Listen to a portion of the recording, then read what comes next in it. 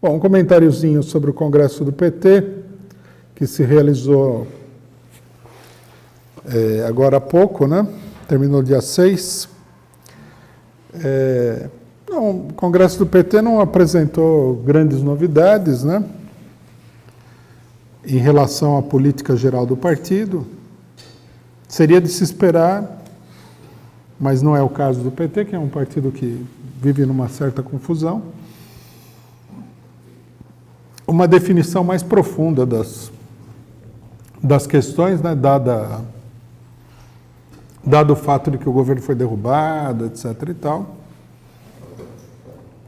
Chegaram, inclusive, a aprovar isso daí é uma obra da chamada ala esquerda do PT, chegaram a aprovar que o governo da Dilma foi derrubado porque ela fez o ajuste fiscal, né? Não é que foi derrubado pela direita, foi derrubado porque fez o ajuste fiscal. O próprio PT deve ter passado no meio da confusão do Congresso.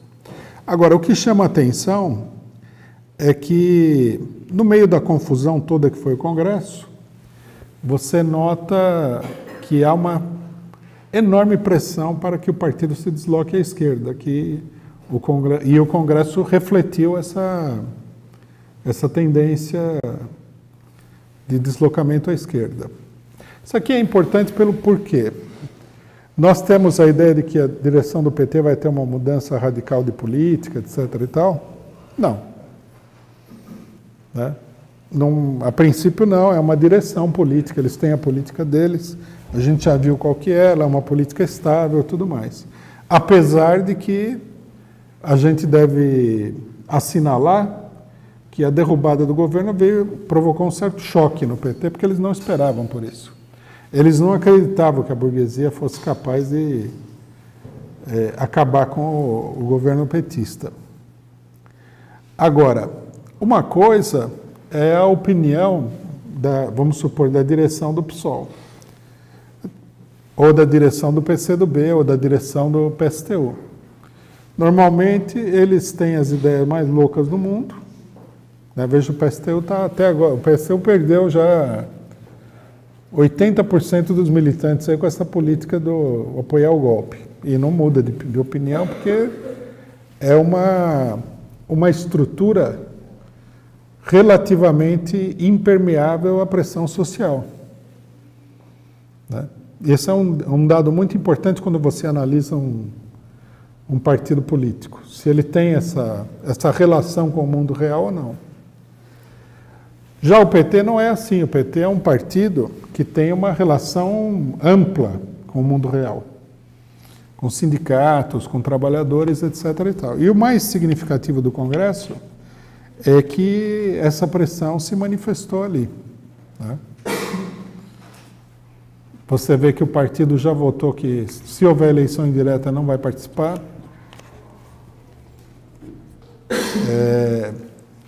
Votaram a favor de uma série de questões aí relativas a se reaproximar de sindicatos e trabalhadores, etc. e tal. Tudo isso daí mostra uma característica do PT que é fundamental para a gente entender a situação política. Que o partido não deve ser analisado simplesmente a partir das ideias políticas e da ideologia da sua direção.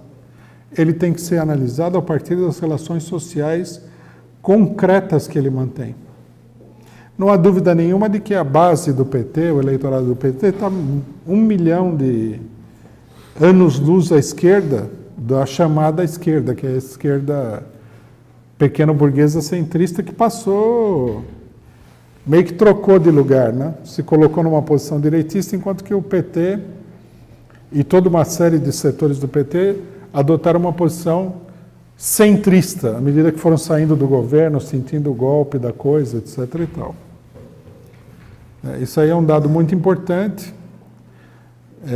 para a gente fugir do dogmatismo tradicional da esquerda aí, que acha que porque fulano fala que é socialista, pronto, você já tem que achar ele um herói da Revolução Proletária. Vem aí a Luciana Genro, né, que defende a Lava Jato, e fala que é trotskista, o que, inclusive, faz uma má fama para o trotskismo. Mas você deveria levar em consideração que a Luciana Genro está à esquerda de fulano, porque ela fala que é trotskista. Mas se ela apoia a Lava Jato, apoia o golpe e tudo mais, ela não está à esquerda de ninguém, ela está à direita.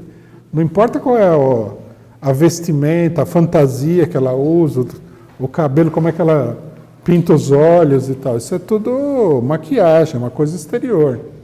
Você tem que ver a definição política concreta da pessoa. E a definição política concreta é que ela apoia uma das operações mais a favor do imperialismo e contra os direitos da população que já teve nesse país, que é a Lava Jato. Ela, portanto, ela pode falar o que ela quiser, ela está à direita de toda a esquerda no espectro político. Ela está muito mais próxima da Marina Silva do que da classe operária. Essa que é a realidade.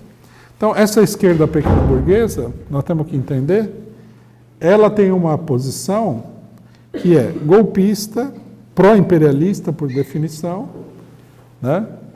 E não tem nenhuma vantagem, porque o que nós estamos vendo da esquerda de um ponto de vista geral é o seguinte: se eles conseguissem, o que é improvável, uma posição política igual ao do PT, eles iriam fazer tudo que o PT no Congresso Nacional fez e muito mais, e iriam fazer muito menos em termos de reforma social do que o PT fez.